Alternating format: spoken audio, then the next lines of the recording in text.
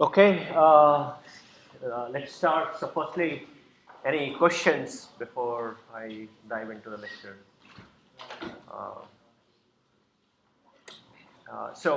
also, in terms of Logisim, those of you who are not monitoring your Piazza emails yet, I sent a note around that to use a different version of Logisim than the one which I had on the slides last time, because as I was browsing yesterday, I found that there is a newer, more robust version. I played with it and it has some significant advantages, so I would like to use that. So in case you installed the Logisim, which I had in the slides last time, just download the new file. I guess other thing is I saw one student had problems opening on the Mac. Did you resolve it? I don't know which student it was, but you didn't get it to it? Okay. Salma posted the thing. So basically what happens on the Macs is that applications are all signed by Apple. And if they are not, then when you try to open it, it won't. So you have to, I think, either press Control or that funny symbol on the left side of the keyboard, and then press open the app, and then it will say, are you really sure you want to open it? So usually that works. But it's possible your problem is something else, in which case, meet me after the class and I can help you. But there shouldn't be any problem. In fact, this version works with the current releases of Java, so it's kind of easier in any case.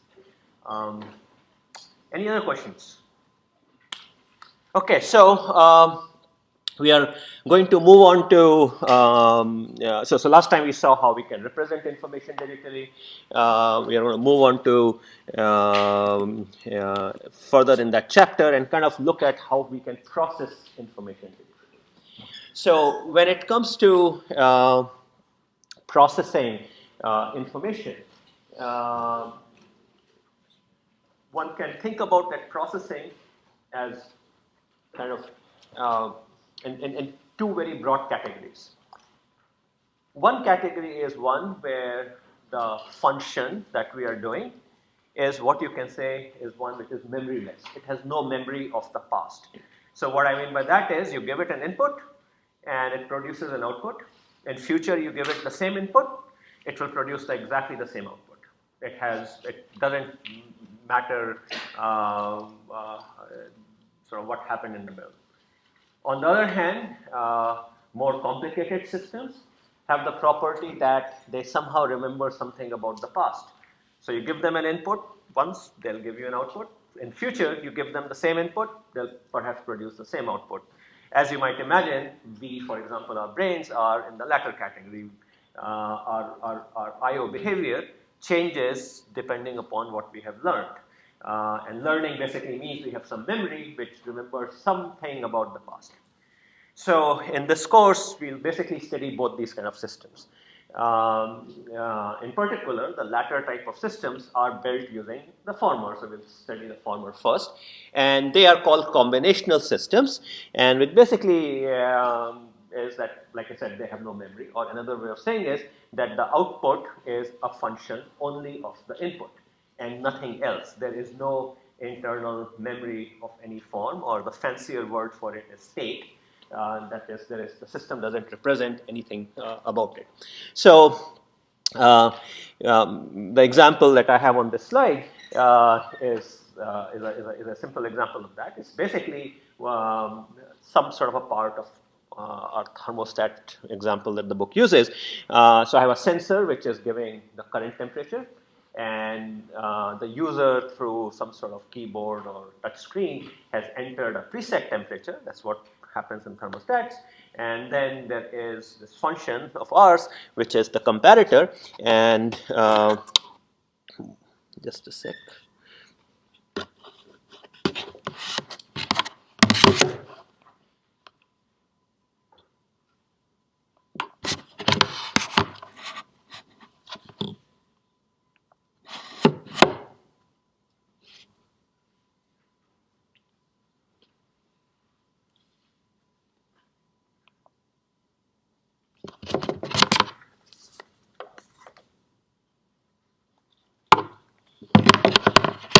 Okay, so this function of ours, which is a comparator, it's a box which has two inputs, A and B, and at any given point in time, on its output, it outputs a value.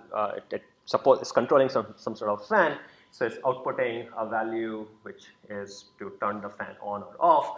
So we call that output to be fan on, and if it is true, that means the fan should be on. In this case, that means it will be output would be true or 1 if A is greater than B, which basically means current temperature is greater than the preset temperature, which means it's too hot, and therefore turn the fan on to make things cooler.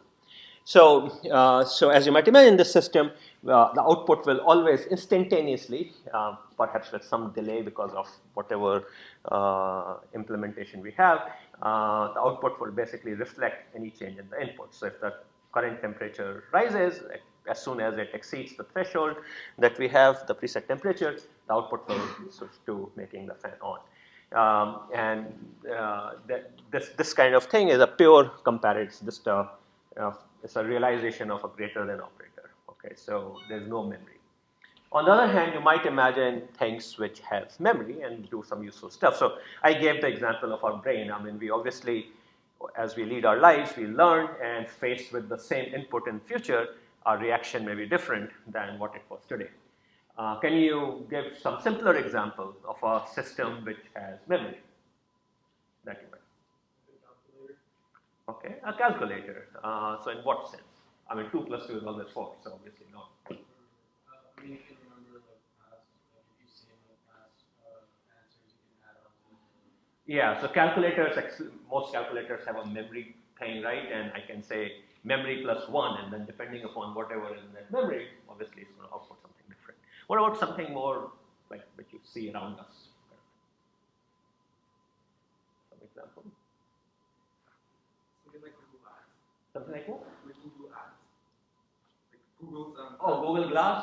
Yeah, I mean Google Glass is a computer. So yeah, all computers have memory. Some more day-to-day object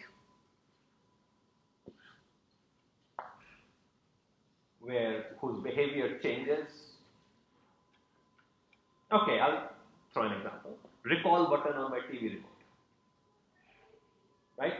It takes me to the previous channel, except that obviously it depends on what the previous channel was. At different times it could be different. So that's an example of clearly a system that had to remember something. So if you think about it, actually combinational systems are rare. I mean, it's most things around us end up having some sort of memory in them. Okay, so that's combinational system. Now, let's say we want to implement this thing. Okay, so last time around we had talked about how we can represent temperature. Okay, and so let's look at how one could go around realizing something like this.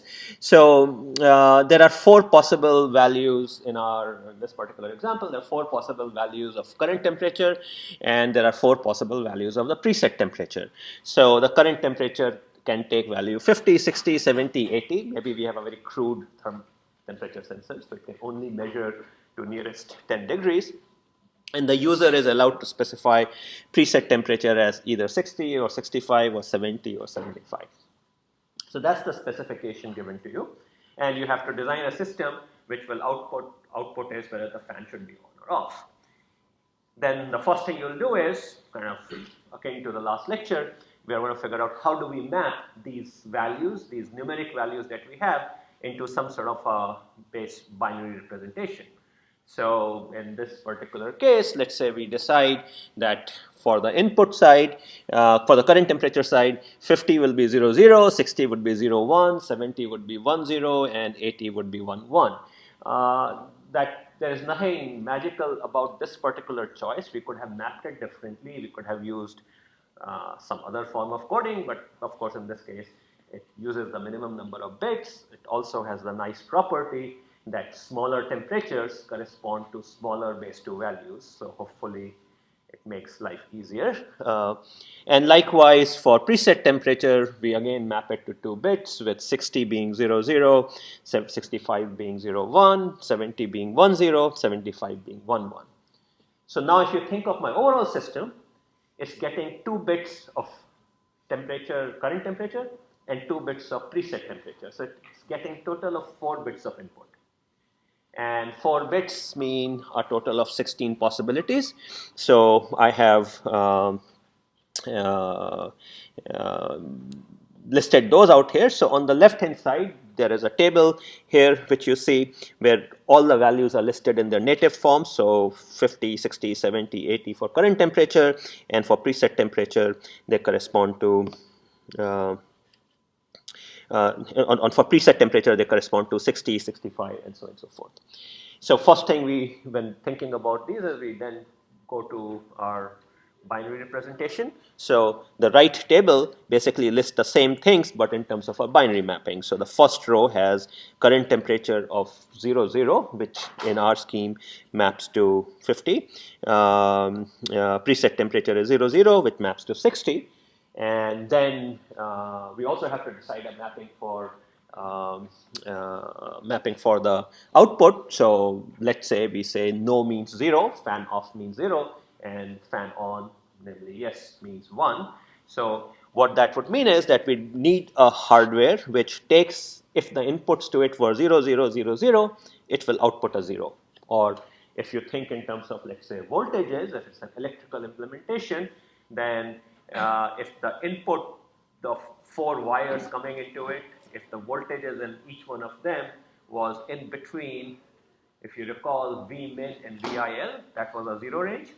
So if each one of those wires, the voltages fall into that range, then it will output a 0, which means it will output a voltage which will also be in between V min and VIL. So the task of designing a system like this then boils down to designing a circuit which, when it sees that the voltages on all the 4 wires is in the range V min through VIL, then it outputs a voltage which is also in the range V min to VIL.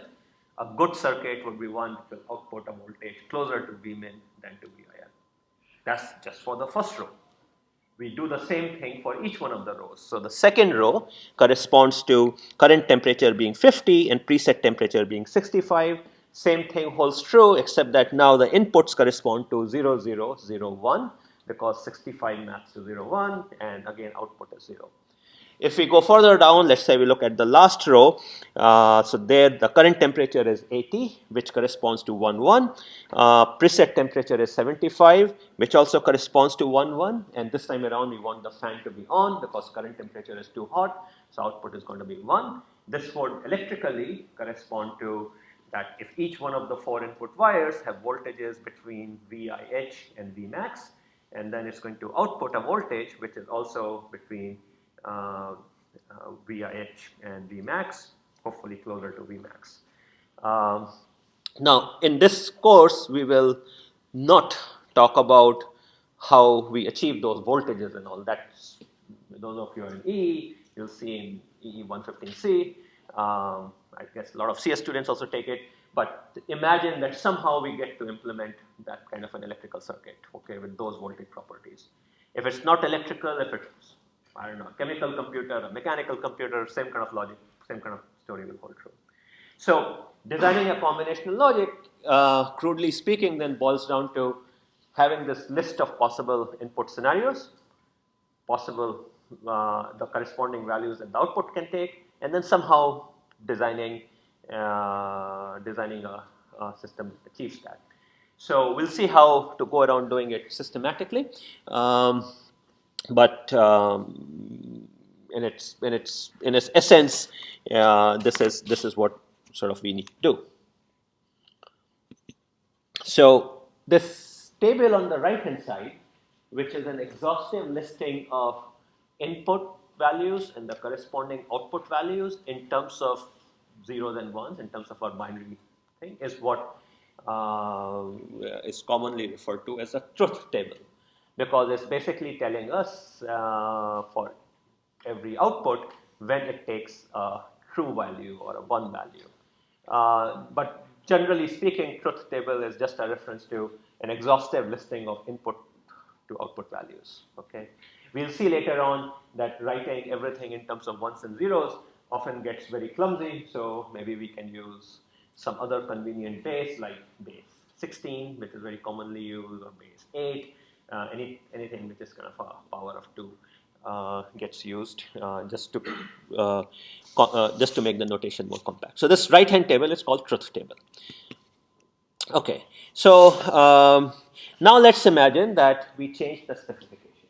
So let's imagine we decide that the preset temperature can take only 3 values. So in this case, can takes values 60, 65, 70. And the corresponding tables, basically we remove the rows which corresponded to the value of 75. So what do you think we should do the rows which are no longer there? So some input possibilities are no longer listed in this thing. So any thoughts? What should we do with those values? So you're designing a system. You are given some input-output specification, except that some possible values of inputs are not specified. So let's imagine you were writing software, nothing to do with this course. Let's say, what would you do? I am saying, write a function where the value, when input value is this, output value is something, except that I don't tell you about some of the input values. Yeah. Okay, so error is a possibility. But why do you think it's an error?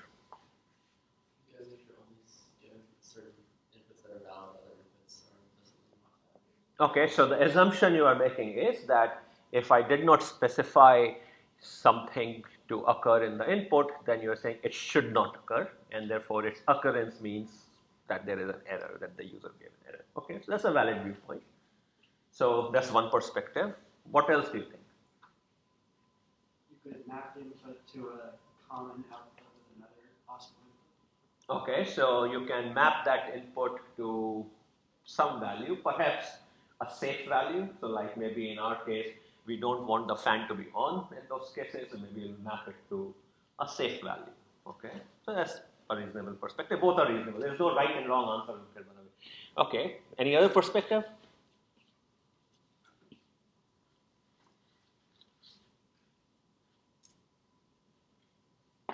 How about the path that most of us would like to take? Be lazy. You mean if you didn't specify, then I can assume it can be anything, and therefore I'll pick it to be whatever is most convenient. Most convenient either to design or perhaps leads to a smallest, whatever, cheapest design or fastest design or lowest power design or something like that, right? I can use that as an indicator of that. If you did not specify it, then you don't care. Therefore, I will not care. I will use it as a freedom I have. And so that's another perspective. All of these things are fine, depends upon the kind of system you're dealing with.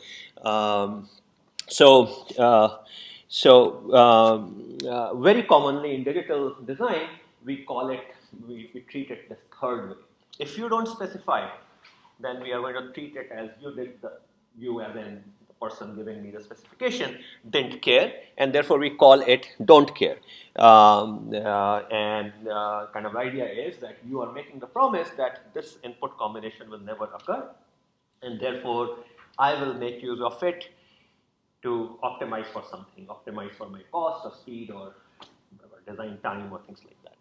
So these unspecified cases, those input combination for which output is unspecified are called as don't cares. And there are many different notations which are used for them. So in this table now we are back to all the 16 entries, except 4 of the entries, the one marked in red, correspond to those don't cares, and for the output we use some special symbol. Let's say D in this particular case to stand for don't care. Sometimes we use X, could be any convenient symbol. Okay, so very common scenario. It's very rare for systems to be completely specified precisely because many of the input combinations may never occur. And in that case, we call them as don't cares, and we try to make beneficial use of them. So this becomes our truth table with the don't cares. If you see a truth table where not all entries are listed, that means the remaining entries are don't cares. Okay, that's kind of usually kind of the notation. So this way you can have compact truth tables.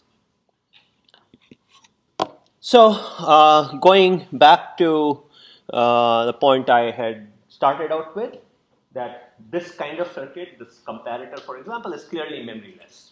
4 is greater than 2 at all times. It doesn't matter. So comparator is an example of something which has no memory of the past and therefore is combinational. Any system which has memory in any shape and form will not be combinational. Okay. Another thing that you would see, which you actually already saw earlier on, if I go back, you see this part I have where I this /2 on the wire leading in. That means how many bits I have. So a very common notation. So it's basically saying that this particular input, preset input, has 2 bits in it. So instead of drawing 2 wires separately, we draw a single wire and we list the number of bits out there. You will see Logisim has something similar. A single wire in Logisim can correspond to many bits. Okay, and in fact, it also provides you ways in which you can then split such a wire. So you can say, just give me a particular bit out of it, or kind of split it into 2 wires with fewer bits, all those kind of things. So because if you were to not do this, designs schematics can look very, very complicated pretty soon. So going back to the slide then, the /n in this case is saying there are n bits, and the left figure and the right figure really are the same thing. In the left figure, we are saying there are n wires, or n inputs, which are called I subscript 1 through I subscript n, and in the right figure, we have drawn them as a single wire called I, and we have said that it has n bits. Convention as to, if I give you the right way, I with n bits, as to how to refer to them, is usually that we will call them as I0 through In minus 1. Okay, so usual thing, it's not corresponds to out here. Usually this would mean that we have I0 through In minus 1. Okay, that's the expansion that it uses. That's how it's in Logisim also, for example. But it doesn't have to be. I mean, all it's currently saying is there are n wires. How there are n bits out there. Any question on this? Clear notation? Okay. Uh, so now let's look at another example. So let's say we are trying to make a circuit which does the following. We feed it today's date, and it's going to give me tomorrow's date. Except the way we are representing the date is that I am giving you 4 bits of month, today's month, 5 bits of today's day of the month, and 3 days of today's day of the week, and then you are going to output tomorrow's date again in terms of month, day of month, and day of week in the same fashion. Now, as you might imagine, this is not simply a case of adding 1, because if you think about it, if I have 4 bits, I can have 16 possible values of month, but obviously some of them don't correspond to any month, so we cannot simply add 1 to the numeric value. So the circuit would be somewhat more complicated out here than normally. Okay. So if this is all we were doing, somehow we have input is today's time, output is tomorrow's. This is a combinational circuit, right? I mean, it's going to be more complicated than a comparator, but it's combinational. Now let's see how a circuit with memory can arise out of this. How can this fit into this? So let's imagine that we have the following. Let's imagine I have a special type of circuit that I have drawn in the cyan color, and this is what it does. It has a special input which is at the bottom, the midnight input. Okay, so this guy. And this special input has a property that whenever there is a change in value from 0 to 1 there, let's say, indicating that midnight, right now there is midnight, then what this blue box will do is it will copy its input, whatever it is seeing on the input at that time, into a memory inside it. So inside this blue box is some way of remembering things. And the only time that memory gets updated is when midnight happens. So at midnight, a clock tick comes, a tick comes on that input on that wire, and then whatever at that time is on its input gets whatever is on its input on the left hand side gets copied into the memory. And moreover, the output, which is today's month, today's day of month, that part, is always reflecting the current content of the memory. Okay, so two properties, right? So this is a clock tick, think of it like that. So at the clock tick, the memory, so it has some memory in it. So it has some memory, that memory gets updated. So the memory takes whatever value is at that time on the input wires, it remembers that. And moreover, the output is always equal to memory. Okay, if the memory changes, output changes, and then of course output will not change every midnight potentially, because at the midnight the memory gets updated. So our brains kind of work, any memory system you can think of, crudely speaking, in that way, that at some point in time the memory is written into, and there is an output which is kind of reflecting the contents of the memory. So now what's going to happen in what I have shown out here, I have taken the output of the memory, I feed it to the outside world, so this goes to some sort of outside world. But also, if you see, what is happening is that the output of the memory is going to that circuit that I talked about earlier, which computes tomorrow. And at all time, the output of this circuit is that tomorrow's representation. And at midnight, that tomorrow's representation will enter the memory, and then today will start reflecting that. So at midnight, we have a new day, and therefore the update is happening at that point. So now this cyan color box is this weirdo kind of box, right? I mean, if you think about it, uh, it does not have the property that for the same input, it is reflecting always the same output value. That is no longer the case, because it changes its value only when the clock tick happens. Until then, the output reflects whatever is in the memory. At the clock tick, memory gets updated. So what's happening is output is always reflecting the memory. It's not reflecting the input. So this kind of block we'll see later in the course, but it's a little bit like variables in your programming languages. So when you have a variable called x, x retains a value until you choose to write to it. At any other point in time, if you read x, it reflects whatever we last wrote into it. It's the same thing, that the output of this cyan box reflects what we last wrote to it, except that we last wrote to it at the midnight. Okay, and what we write to it at the midnight is tomorrow's write. So what will happen is, at the midnight tick, the output will get updated, and then after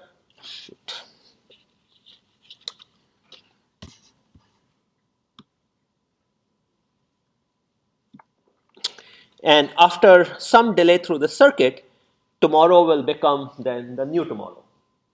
And then at 24 hours, almost 24 hours later, the update will again happen. Okay, so usually these circuits all have delays, so this compute tomorrow will have some delay, nanoseconds perhaps, picoseconds, whatever, but after some delay, the tomorrow will reflect a new value. So shortly after midnight, my new value of tomorrow would be ready, but it will not be made use of until the next midnight.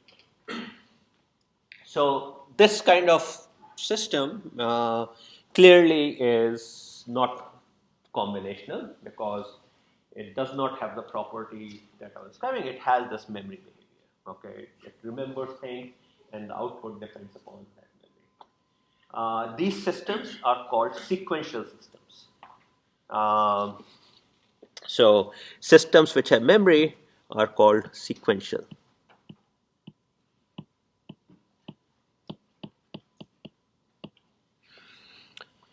So combinational, sequential. Combinational, no memory. Sequential has memory, remembers things. Output is a function not just of the current input, but also prior inputs. Okay, that's kind of the property. So as we discussed a short while ago, most interesting systems, as we might imagine, are sequential.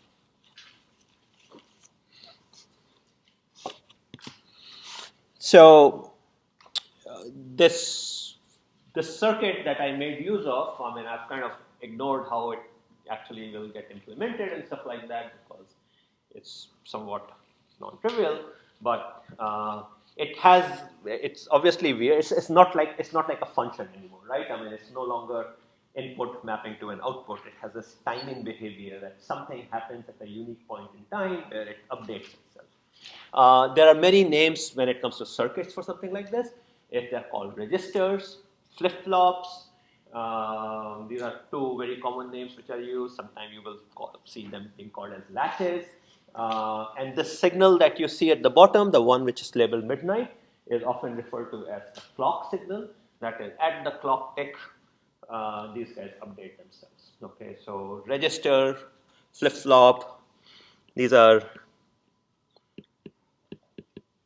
Register is one name, flip-flop is another name, latch is another name. These are all kind of names given to such a circuit. Okay, and this signal is called as clock. So in modern, in any kind of in sequential hardware, there will always be one or more clock signals, and they are like the timing thing. They are like the conductor of an orchestra. They decide when these memory elements get updated. Our brains actually, interestingly, also deep down have kind of a notion of a time. There's an oscillator inside our brain, and sort of which our brain kind of marches to its beat. Lots of natural systems have clocks, oscillators of some shape and form.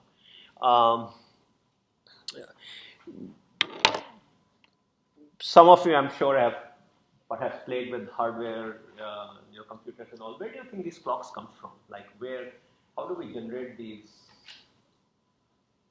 oscillatory signals? Like you hear about like this computer is a whatever 2 gigahertz processor, 2 gigahertz is referring to the clock. Where do you think the clocks come from?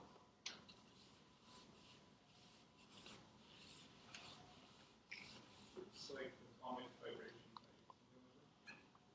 Yeah, except that would be supremely expensive. But yeah, atomic really precise clocks are made using oscillations of atoms, and they're called atomic clocks, and they are insanely expensive and insanely, but very accurate. Yeah, but more commonly, what kind of stuff gets used in our devices?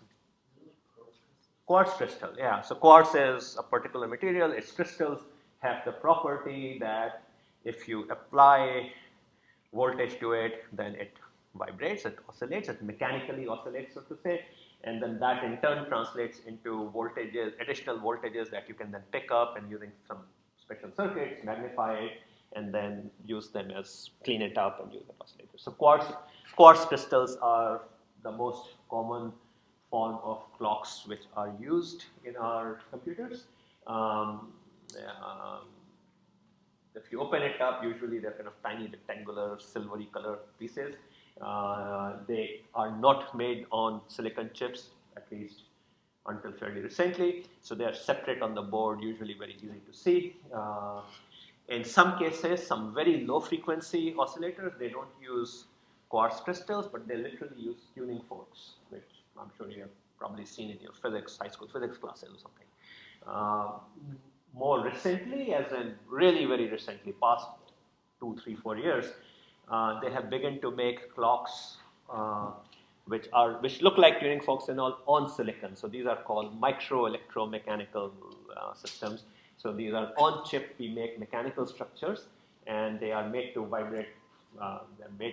They're trying to mimic a pendulum or a tuning fork, and it turns out that you can make very good clocks out of them. They have the advantage that unlike quartz crystals, which you need to put separately on a circuit board, these MEMS clocks can be on the chip right next to the processor and all on the same silicon die, and therefore a lot cheaper. Um, Something like your iPhone or Android phone probably has, I don't know, maybe order of 10 or a dozen different oscillators for different purposes. For processor, for radio, for multiple radios on your phone. So each one of these kind of requires clock sources. The advantage of having these newer type of clocks, which can be on the silicon die, is that you kind of save space. We all want our phones to be tinier and stuff like that. So that's a digression. So clocks and these flip-flops or registers make very are extremely important. If you have done CS33 or some course like that, you might have heard about things like registers in context of software, that your processor has registers. So the term register gets used quite many ways. Registers, the way which are referred at the software level, is basically many bits of such memory elements. That's what it is. Other ways of realizing memory outside main logic are also the memory chips on your computer, DRAMs, for example, DIMMs that you can buy. Those are also examples of memory, and they also are part of the memory of an overall computing system. And so is hard drive and all. But normally, when, at least in context of this course, when we are referring to sequential systems of memories, that's something in memory, we are really referring to things which are not on hard drive or not on the main memory, the DRAM, but really part of the logic itself. And those usually are the special circuit elements, registers, flip-flops, and all. So we'll see around 5th week onwards more about those kind of circuits.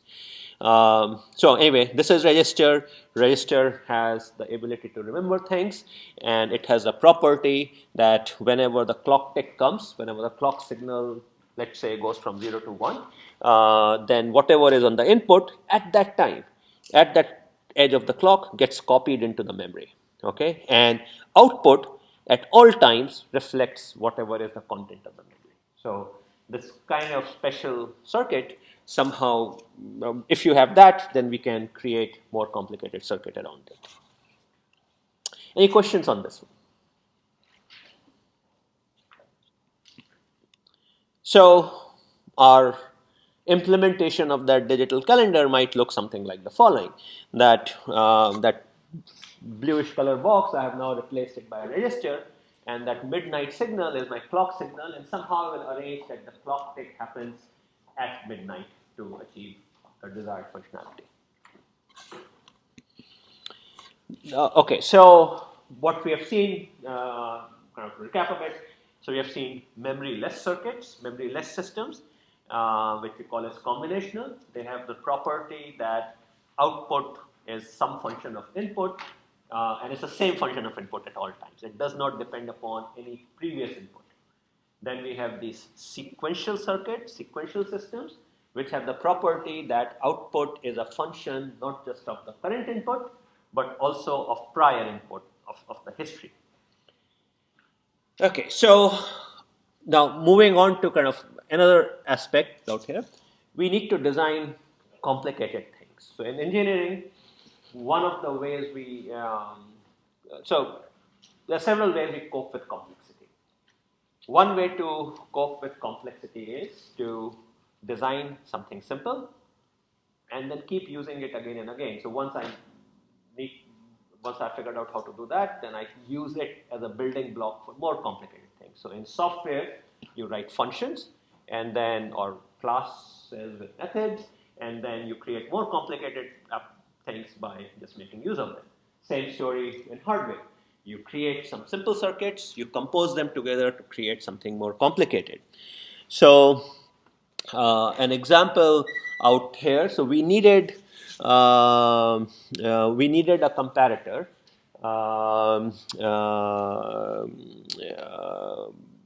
For example, and we might want to kind of there are different ways you can go around doing it, but are just some basic building blocks in terms of which we can create these more complicated things.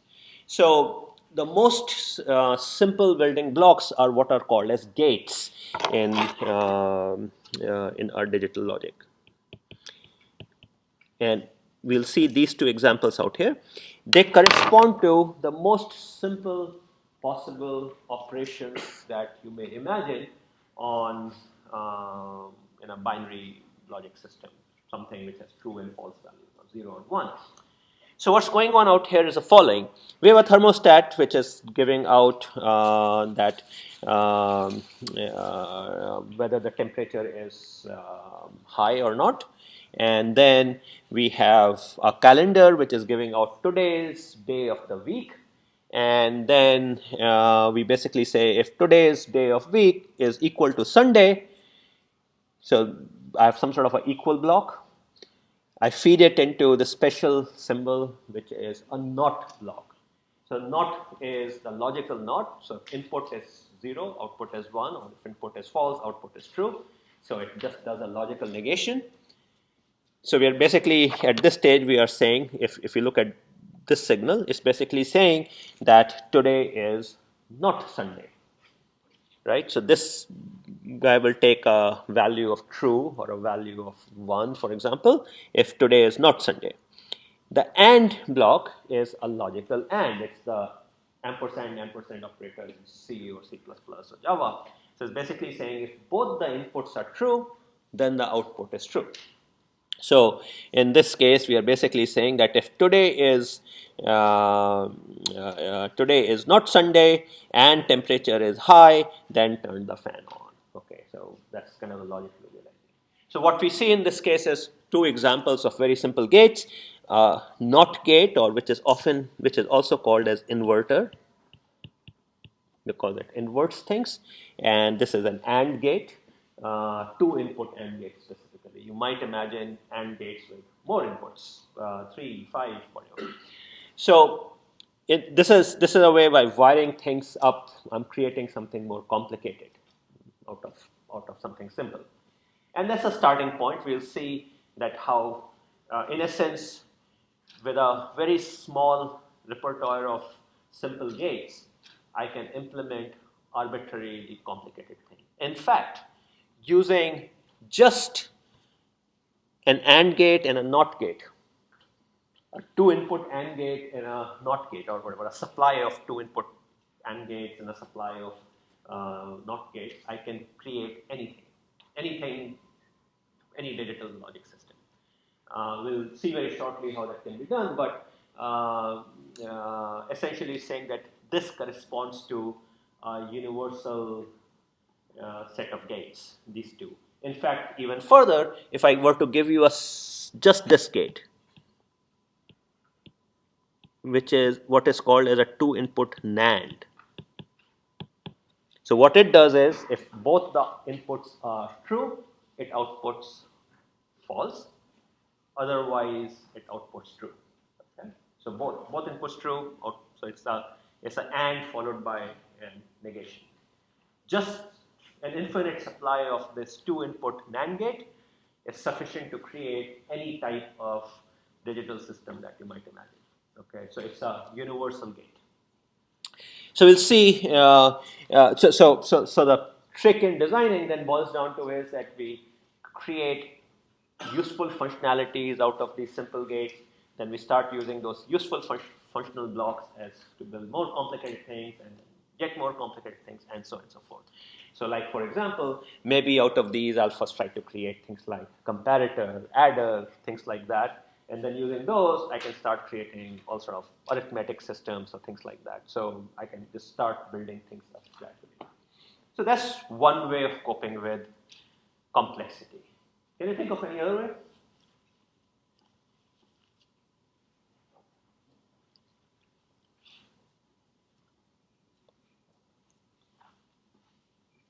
How have computers made our life simple? By automating things, right? Things which we used to do, computers do it for ourselves. computers can do it. So it used to be that we'll do stuff, now we tell them do this, and there's probably some app or program that creates that. Something similar has happened in digital design also, which is we can uh, create more. There are special programs to which we say, this is the kind of circuit I want, and it will synthesize it for us. So instead of worrying about from simpler stuff creating more complicated things, we can have what is called a synthesis. I tell the program, this is the type of circuit I want, and much like a compiler in case of software produces the code that you run, in this case it produces the hardware which can be manufactured. So that's the alternative way. And we'll see a little bit of that in Logisim and other things that we'll do in the course. So synthesis is the other possibility, other alternative to this composing complex things from simpler stuff. So I think I've already seen this. So these two gates. Okay, common types of gates. So we saw two thus far: inverter and AND gate, and three types NAND gates. The OR gate is at the top right, which basically has a property that if any of the input, if one or both of the inputs or any one or more inputs are true, then output is true. Otherwise, output is false.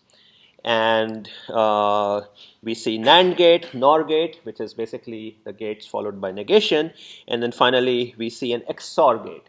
An XOR gate, a two-input XOR gate, has the property that if it will output 1 if if only one but not both inputs are true.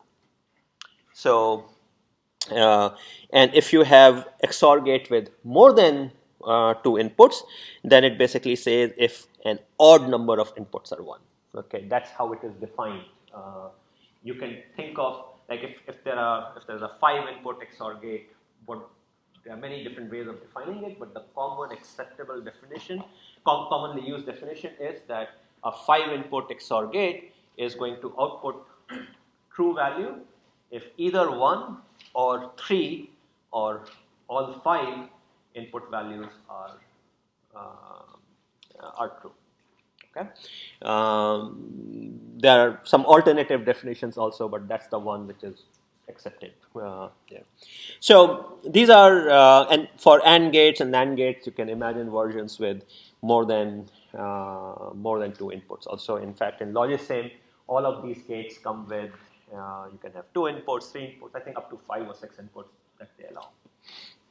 So common types of gates. One other thing that I wanted to emphasize is that I have been equating true value to value of 1. That is, I'm basically saying true means 1. It doesn't have to be that way. You could imagine saying that true means 0, false means 1, and that's perfectly fine too, as long as you are consistent and then behaviors of gates, circuits and all may change. So while it is very common, usually that's the norm that say true means logic 1, and logic 1 usually corresponds to a higher value of voltage in electronic circuits. Neither one of these two mappings, that logic 1 corresponds to a higher voltage and that true means logic 1, neither one of these are sacrosanct. You can have alternative ways of looking at it. Okay. But again, perhaps sticking to the common nomenclature is kind of useful to avoid confusion. Any questions thus far? Okay, so there is also so we'll in the next slide set we are going to get into some mathematical properties, but one of the things I wanted to bring out was that combinational circuits, combinational systems have a property that is called as closure property. Closure is a mathematical term which is basically saying as the following: if I take bunch of combinational systems, and if I wire them up, I take the output of one and feed them into the input of another, and I do that, as long as I don't create a cycle. As long as it's not a situation that after I have made this connection, I can sort of go around in a loop. If I don't do that, then the resulting system would also be combinational.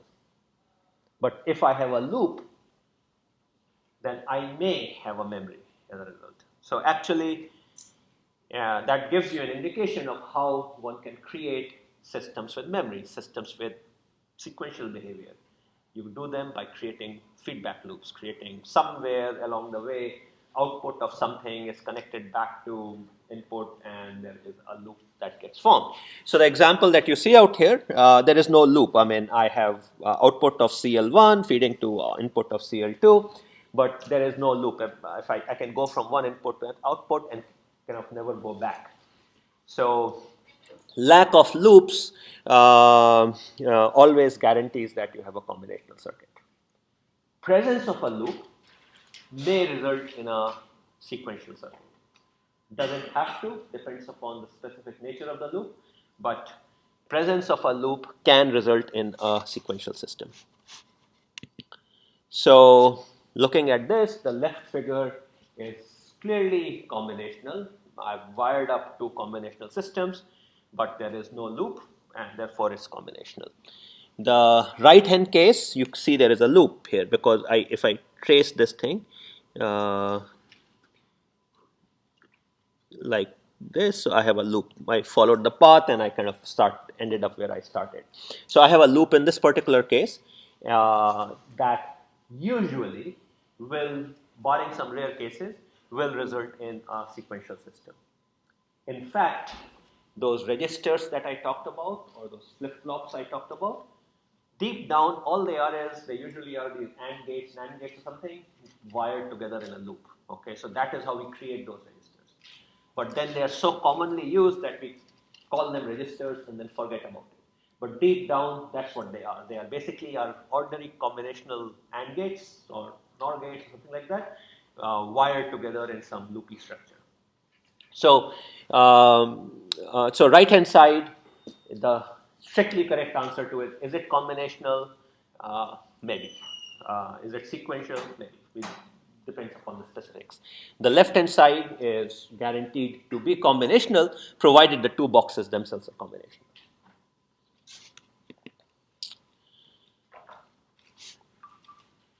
So sequential logic, sequential systems, sequential logic circuits, we've already talked about them sufficiently, but main thing is they have memory. That is, they have somehow the ability to remember things. And the stuff you remember, the stuff they remember is usually referred to as state. So this term that you see out here includes state, is basically saying that what all it remembers. So one way of thinking about state is that state is the set of bits which represent history, which represents the relevant history that the system cares about. So let's think about it. Our brain, I mean, we have memory, our brains have memory, but obviously our memories are not infinite. So deep down somewhere, wherever information is being remembered in our brain, there's some finite capacity. So we cannot, and that capacity, is, while it is large, is certainly not large enough to store each and everything we ever sense in any shape and form. So it's not like somewhere in our brain, every scene that my eyes are seeing is getting stored. I mean, things get bumped off, old things get discarded because brain has finite capacity. Computers are the same way. We cannot design them so that, or digital systems are the same way. We cannot design them that every input they ever saw can be stored. We will need effectively infinite capacity for that. So to make useful systems, you have to figure out what is the relevant part of the past I need to remember. So let's say, for example, I'm trying to design a system whose output at any given point in time would be the average of the most recent 5 inputs. Most recent inputs that it saw on the most recent 5 clock ticks. Such a system, what do you think it would need to remember? Remember again, so every clock tick, a new input is coming. And I want you to design a system whose output is the average of the most recent 5 inputs. What should such a system remember? Someone, I mean, that's a throwaway question there. So, what should I remember? You should say 5 inputs. The most recent 5 inputs, right? So there's no need to remember anything prior to that, right? So this is an example where it's very obvious that I don't need to remember everything from the past. I only need to remember the most recent 5 inputs, and therefore that would be the state. Any system that you analyze and all, you can, if it requires infinite state, we cannot implement it because we can only create finite amounts of memory. So all systems are finite state in that sense. And the trick really boils down to is figuring out what is it that I need to remember about the past. Is there a compact way I can figure out the sufficient knowledge that I need to be able to do the job, okay? And then I will have registers to store. I'll have to figure out a way of mapping that state into bits and then store those bits into registers. So that's the concept of state. And then the output is now a function of 2 things, the input and the state. So states is nothing but a bunch of bits I have remembered, and then the system is seeing some input bits at any given point in time, and then what it does is it computes a function over the state bits and the input bits. So one way of thinking about it is that this register that we had in our circuit, that's a state. And my output, which in this case, this is the output. The output is a function of state and inputs. Now, in this case, the system really has no input, so the output is purely just a function of the state bits. But more generally, the output of a system is some combinational function of input bits and state bits, bits that we remember and bits that we are currently seeing. So as you can see, once we have a concept of state and registers, then sequential systems are kind of like combinational systems. It's just that they are a combinational function of state bits and input bits as opposed to only the input bits.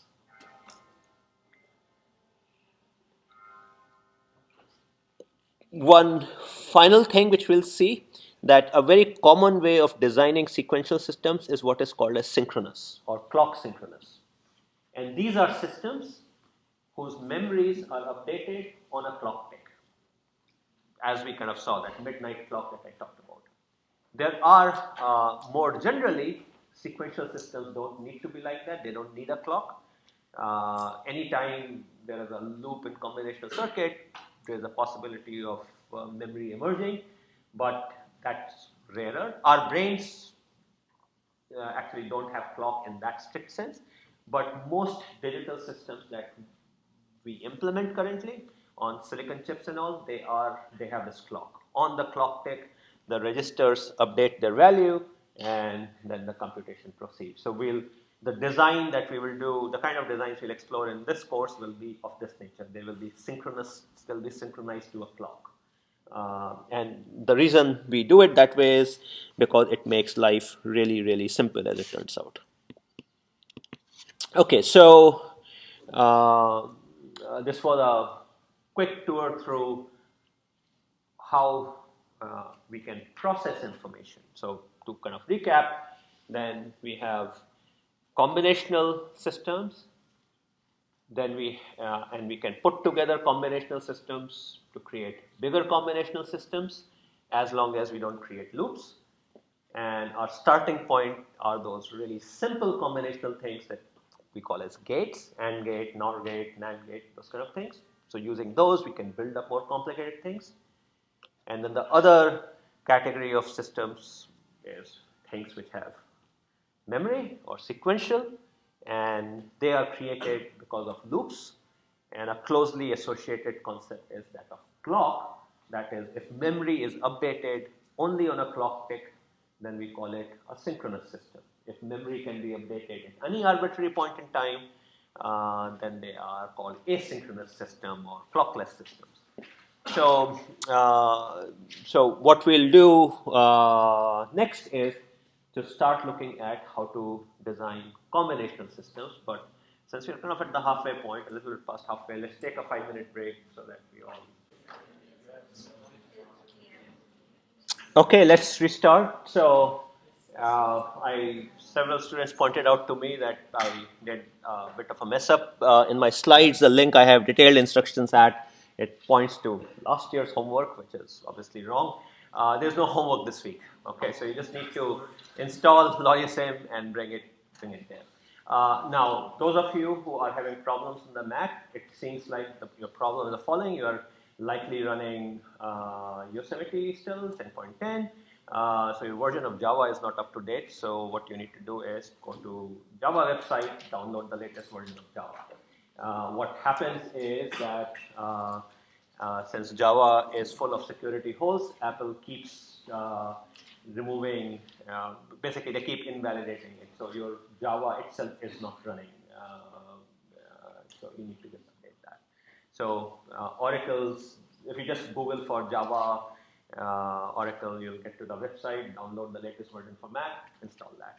I am running it on my machine, but I have 10.11, so I guess I didn't see that problem. If you still have problem, come and see me. I'll try. If you don't know how to install Java or something, come and meet me or Salma and we'll figure it out. Okay, so yeah, so again, no homework. It's just a week 1 task, nothing to be graded. When you come tomorrow for your discussion sections, please just make sure you familiarize yourself with LogiSim sufficiently so that you can meaningfully benefit from what would be discussed. Okay, so moving to the next module. So we saw combinational circuits, we saw sequential circuits at a very superficial level, both of them. Now we are going to do a deeper dive into the first one, combinational circuit. But in order for us to do that, we also need to get some of the necessary mathematical underpinnings in place. As you might imagine, we are dealing with these true, false, 0, 1s, kind of Boolean kind of stuff. So there's a whole mathematical machinery behind it, which helps you understand sort of these kind of things based upon Boolean logic. So they were looking into that. What are some of the properties and all, and how things get used. Now, while in simple systems, you as human designers get to use them, but in reality, for industrial scale design, it's really design tools, EDA tools, which make use of these things and manipulate description of circuits to create more optimized circuit, create things which are then sent for fabrication. So the mathematical machinery that we need is that of Boolean algebra of things where variables can take 2 values, true, false, 0, 1. So this corresponds to chapter 3 of the textbook, the sections, almost all of it. Okay, so Boolean algebra over sets of 2 things. So for sake of convenience, let's say call them 0 and 1. And just like in normal algebra, we define operators. So here we have operators. In particular, we have 3 operators that we are going to deal with. There is an ANDing operator, there is an OR operator, and there is a NOT operator. And the textbook uses these symbols of the caret sign, the V-shaped sign, and this funky sign for negation. Okay, so AND, OR, and NOT. Other textbooks often use different symbols. Oftentimes, for AND, they use the multiplication symbol. For OR, they use the addition symbol, so plus, asterisk, and plus.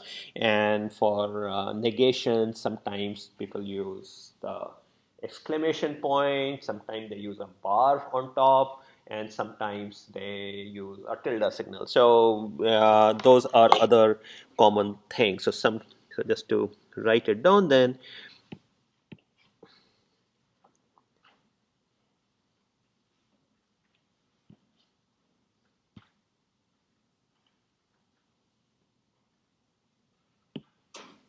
Okay, so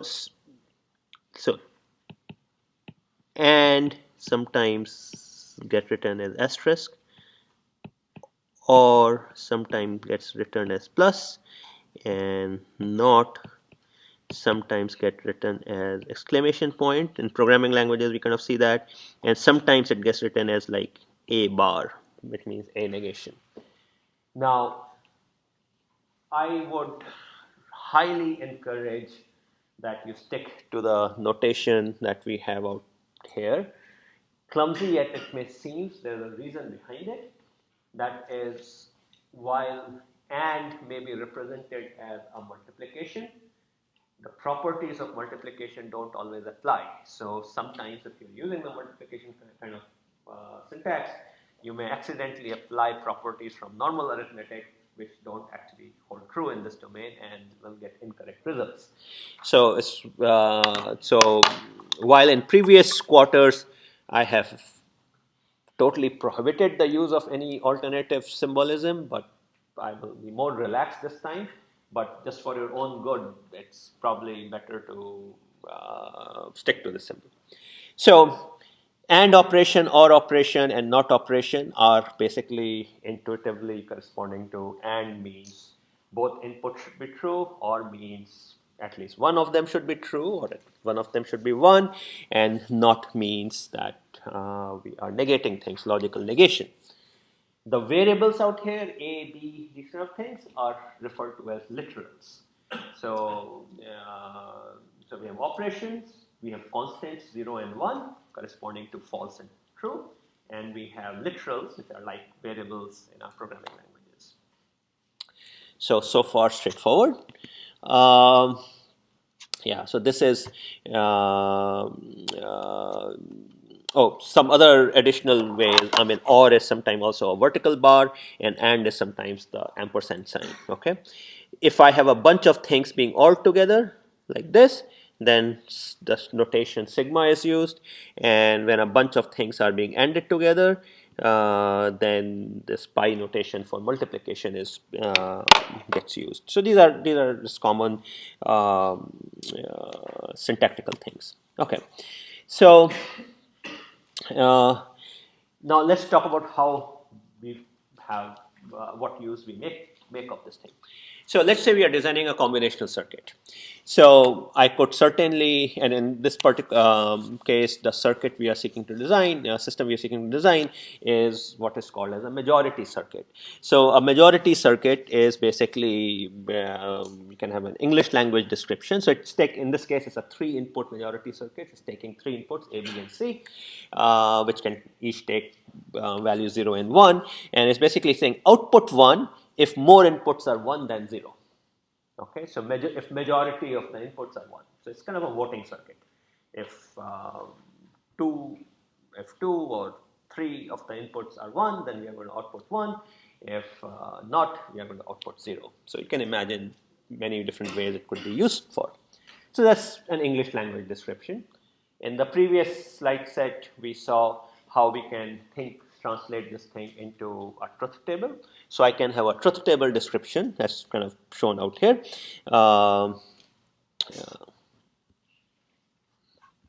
Just a sec. Okay, so I can have a truth table description, but truth tables are fine, but if number of inputs is very large, then the table size will explode, and also much more convenient is to have some compact algebraic representation. And in this particular case, I can write it as shown out here. So I can say output is equal to A and B, or A and C, or B and C. So I'm basically covering all the cases. I'm saying if both A and B are true, or if both A and C are true, or if both B and C are true, these are the three possible cases, then the output is true. Okay. So I use these Boolean algebra operators to kind of construct an equation, construct an expression which corresponds to the output. And as you might imagine, I can basically do that for any combinational circuit. Why? Why do you think I can do this thing for any combinational circuit? So the assertion I'm making is any combinational circuit I can write an equation like something like this. Is it obvious that we can? If so, how? Or suggest me one way I can.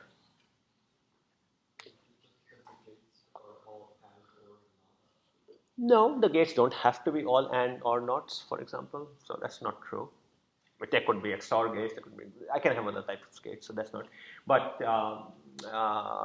I guess the question I'm asking is why I'm making the assertion that I can always write an equation for a combinational circuit. Yeah. There was a handout. Why don't you answer? Yeah. Because the output's always the same. For a given input, the output's always the same in the combination circuit. So Yeah, but that doesn't follow. Why? No, not going. I mean, that's a property of combinational circuit, but it's not obvious that why I can always use these three operators and, or, and not, and write an expression. Someone else besides you? You want to answer? No? No one? Come on, no one leaving? Okay, well, you want, okay.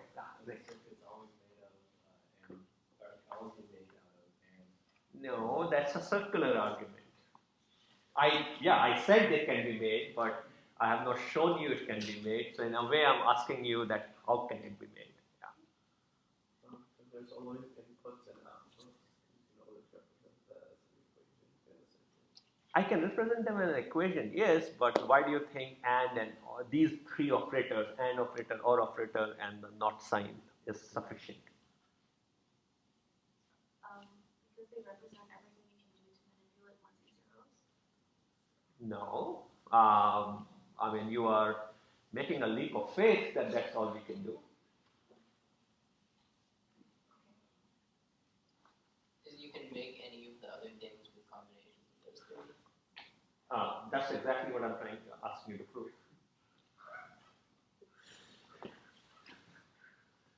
Okay, so you had some answer, so why don't you?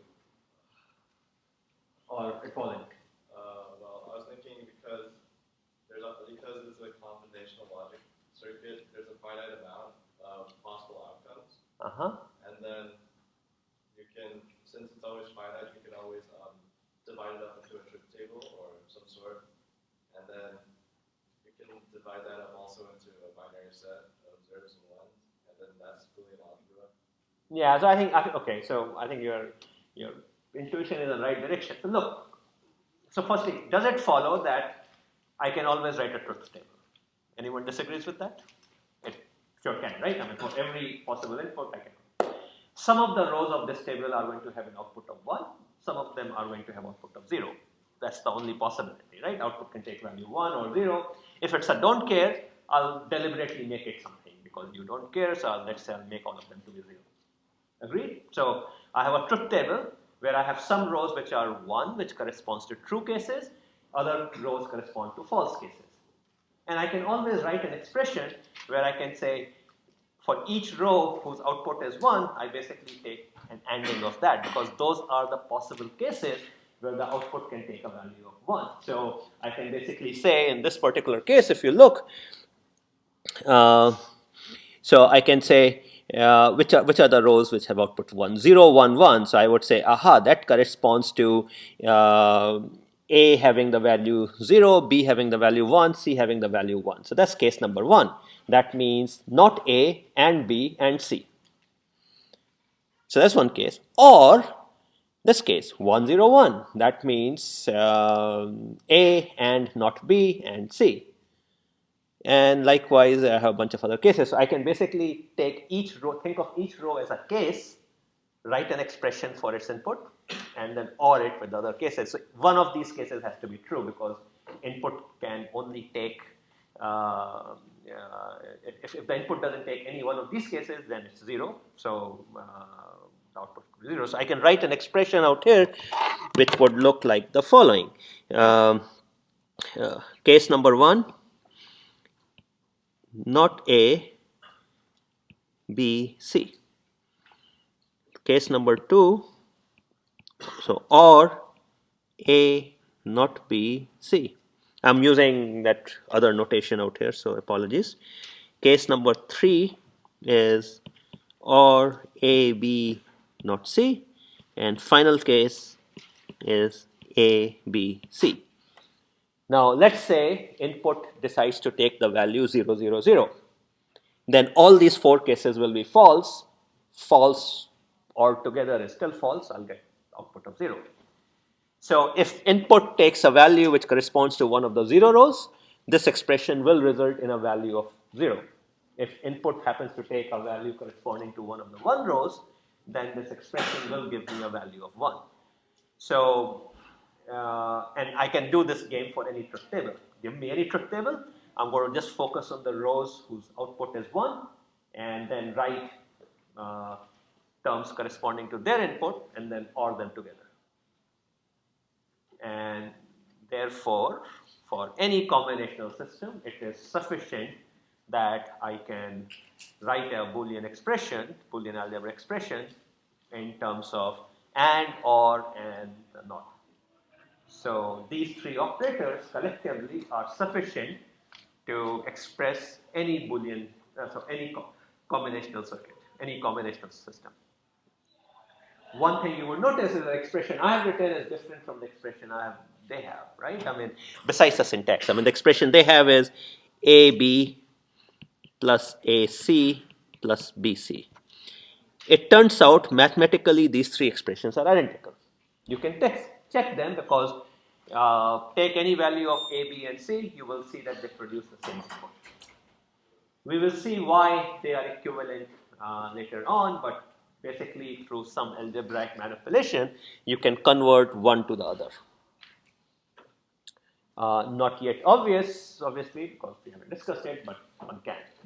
So, but a main point I wanted to make was that since I can always make a truth table, and since I can always map a truth table to a corresponding Boolean expression, therefore Boolean algebra, the set of AND, OR, and NOT, is sufficient to do any combinational system, which therefore also shows that AND gates, AND gates, OR gate, and NOT gate collectively is sufficient to implement any combinational system. Okay, so in a very trivial sense, that's all one needs to implement anything.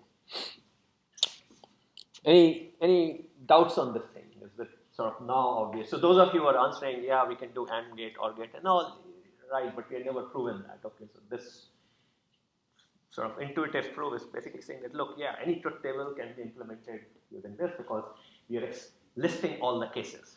This expression may look painful when if I have a large truth table with lots of rows which are 1, it will be a long expression, but there will be an expression that exists. Any questions? Okay, so let's move on to then anytime you have an algebra, you will always have some properties on those operators so that you can make use of those properties to manipulate those expressions. So in case of Boolean algebra, there are certain useful properties. So one is a set of identity properties. So they basically say, the first one says 0 ANDed with anything is 0, which is kind of true. Like, I mean, if I'm saying false and something, it's always going to be false because for AND, output of AND to be true, both input have to be true. 1 or anything is 1. So that's called identity property. Then there is a property called idempotence. And what this says is 1 ANDed with anything is that other thing. So 1 and x is x. And 0 or x is x. So essentially, it's basically saying if you AND with 1 or with 0, the input remains unchanged. And then the final property is that of negation. Opposite of negation of 0 is 1 and negation of 1 is 0. So all these three properties hopefully should be kind of fall into the obvious category. So again, identity, idempotence, and negation. Okay. Now they're intuitively obvious, but they're actually axioms in our system in the sense that we are assuming they are true. There is no proof for them to be true. Okay, it's based on intuition and all, but they're kind of the starting point for our mathematical machinery. On top of these axioms, you can then create a whole bunch of statements which you can show are true. So axioms again are ones which we assume to be true, and then all these other things can be can be shown to be true. So let's go with them one by one. So both and or operators are commutative. That is, A and B is the same as B and A or B is the same as B or A. So kind of obvious. Second one, associative.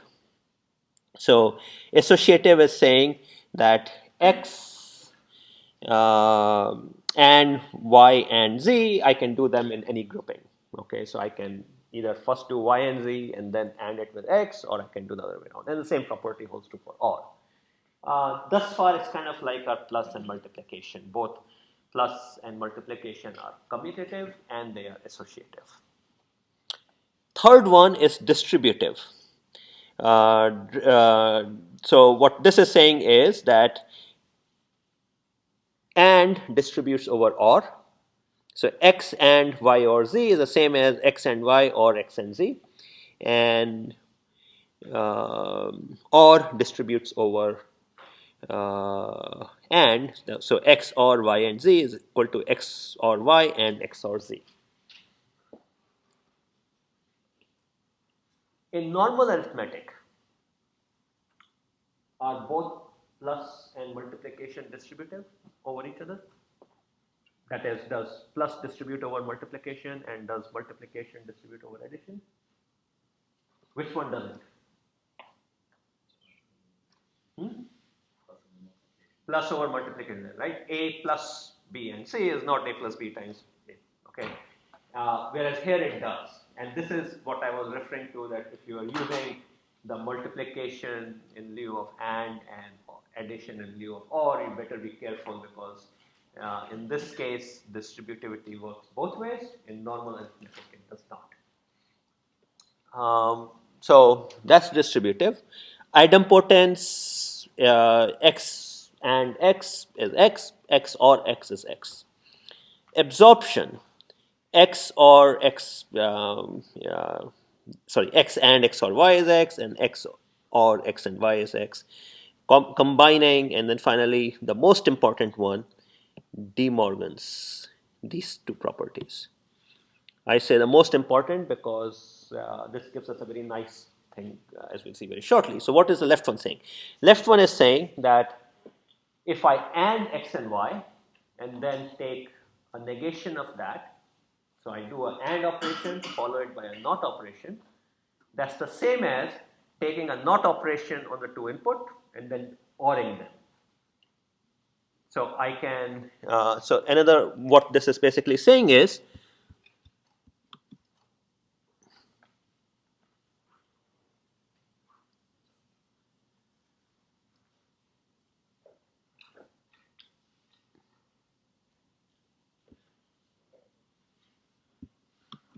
okay. So what this is saying is the following, that this operation, this gate is exactly the same as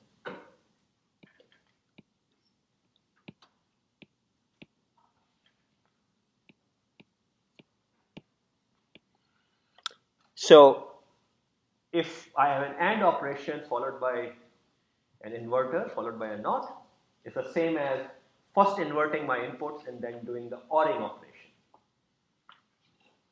And intuitively, as it indicates, therefore, I really need one of the two things, either AND or OR. I can always recreate the other using this property. So it turns out that I made an assertion earlier that just a NAND gate is sufficient to implement anything. Remember that? Okay. So, and what we have also seen is that not, and or, these three things are sufficient to implement anything, right? Because we showed that anything could be done using these. I can write a Boolean expression for my truth table. So if I give you a two-input NAND gate, if using that I can show that I can implement not, and or, then I'm set, right? If I can show that just using a two-input NAND gate, I can create all those three things. Okay, so do you think using just a NAND gate, can I implement a NOT gate? How would you do that? So say it again? Yeah, same, so basically tie together the inputs. Okay, so I take so I can, I'm trying to see how I can add a new page out here in this program so that I don't.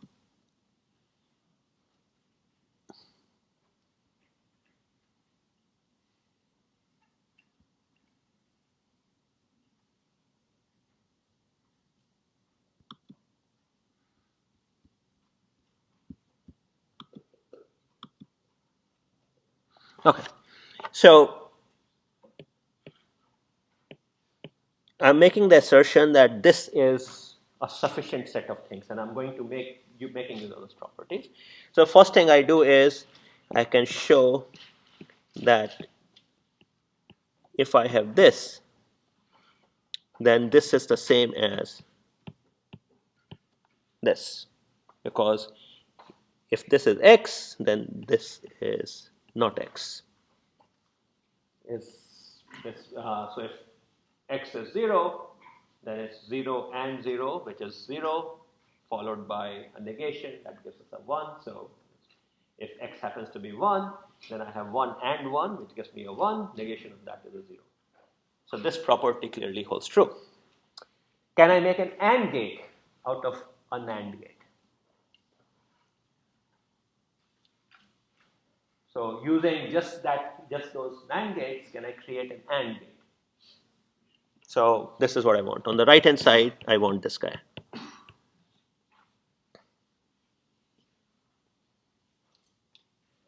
Go ahead. Use the not and do not and. Okay, so we know how to do not, so I can do this guy. Okay. The final one is the hardest one, and that's where De Morgan's that we were talking about comes in. So I want to create this guy.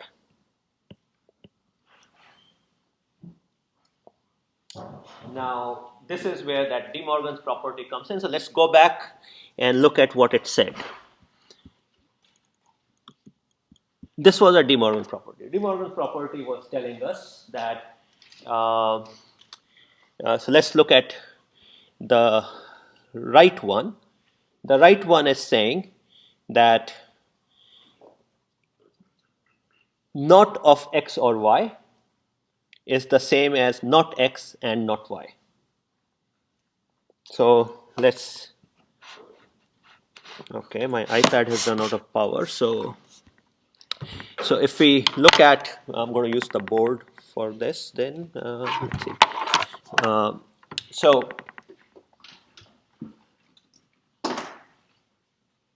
no more curse. Okay, so I think unfortunately I have to hand wave a little bit out here. So if you look at the right equation, it's basically saying not of x or y is not x or not y. Focus on the left hand side. So I can take this not and move it to the right hand side. So I can say x or y is the same as the not of not x and not y. Correct? Because I can always move negative. And on the right hand side, I only have and not, both of which we have seen just now how to implement those. So I can always implement OR operator using the NAND gates. So what this is saying is that a two-input NAND gate is sufficient to implement a NOT, is sufficient to implement two-input OR, and is also sufficient to implement a 2-input AND. And furthermore, as we kind of reasoned earlier, using these 3 operators, I can express any truth table, and therefore just a 2-input NAND gate is sufficient to implement, just a supply of 2-input NAND gates is sufficient to implement any combinational circuit, any truth table. By the same logic, you can also show that a 2-input NOR gate is sufficient. So these kind of things are called universal sets. So if I basically say, is this set of gates universal? What we are basically saying is, using just those types of gates, can you implement any combinational circuit? Clearly, let's say a NOT gate is not sufficient because I cannot implement anything more than 1 input out of it. AND gate, is it universal? So if I give you infinite supply of 2-input AND gates, do you think you can implement everything using it? Every combinational circuit? Why not?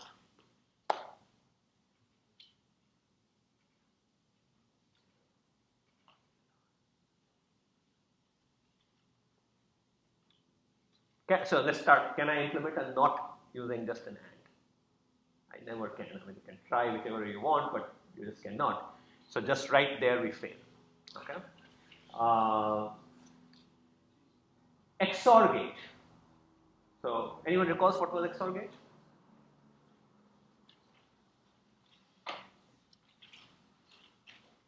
You only have one that's like true. Exactly, one is true. So if A XOR B means either A is true or B is true. Okay. So is an XOR gate enough? I'll let you think about it, whether XOR is universal or not. Okay. So the fact that I'm so hung up on NAND and NOR is because it turns out NAND and NOR are very easy to implement using the dominant way circuits are implemented on silicon chips. Okay, it doesn't have to be that way. You might imagine some other technology where there is some other type of gate which does perhaps some more complicated operation, and that is the universal operator. That's certainly possible. In fact, there are certain logic families, but you would see commonly NAND and NOR being the one.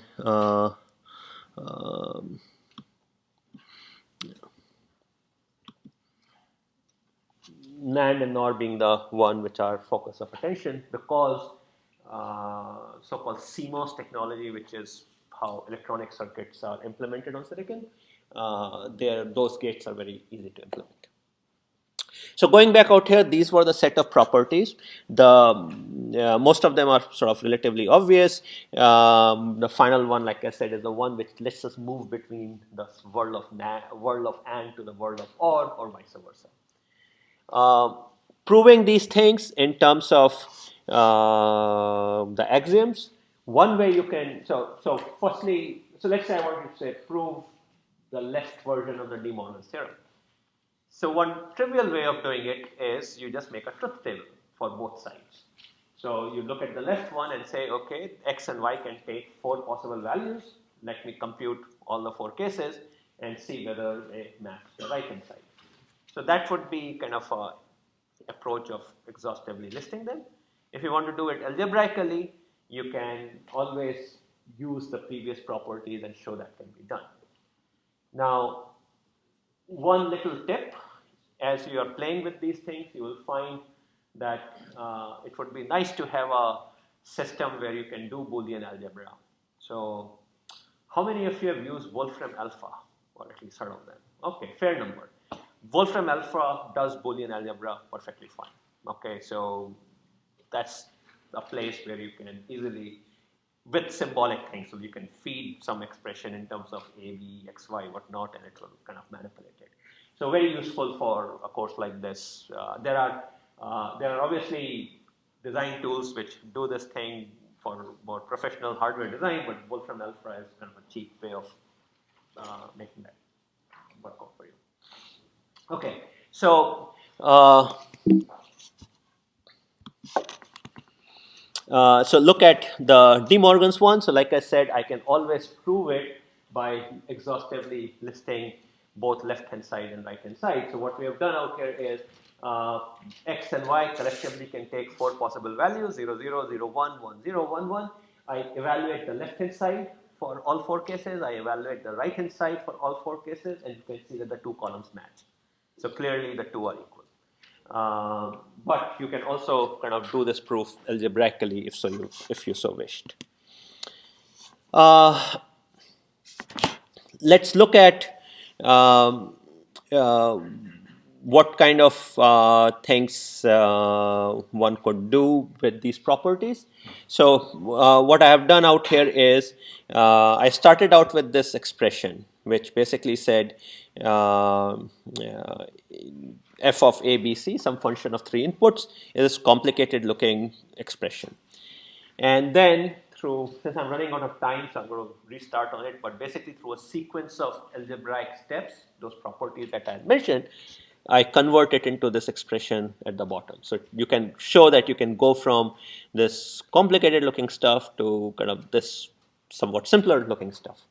What is this function at the bottom? Majority function. We saw it some slides ago. So design tools, so-called EDA tools that I mentioned some time ago, as in last lecture, they make use of these algebraic properties. They manipulate expressions of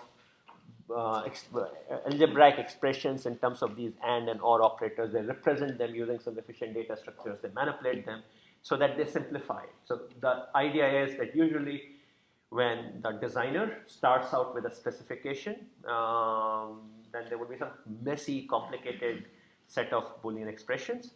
And then the goal is to simplify them and implement them using the type of gates you may have in your repertoire so that you have a good implementation, a fast implementation, a low-cost implementation, a low-power implementation, all those kind of things. So that's what the design tools do.